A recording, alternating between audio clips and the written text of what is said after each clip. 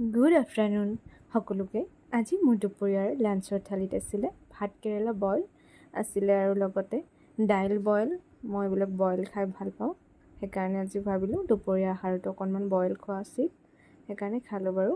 তাৰপিছত আছিলে আৰু তিয়ঁহ আৰু কঁঠালৰ গুটি এটা চব্জি। তাৰপিছত এইফালে মায়ে পনীৰ দালি আৰু পনীৰ আলু আৰু বিলাহীৰ লগত বনালে। তাৰপিছত আছিলে আৰু মোৰ দাইল আৰু মোৰ আটাইতকৈ প্ৰিয় নেমু। এয়া আছিলে যে মোৰ দুপৰীয়াৰ লাঞ্চত। আৰু লগতে আছিলে মই নিজে বনোৱা আদা আৰু জলকীয়াৰ আচাৰ। এনেকৈ আমাৰ দুপৰীয়াৰ সাজটো চলি গ'ল। আপোনালোকে বাৰু কি খালে দুপৰীয়া কমেণ্টত জনাব।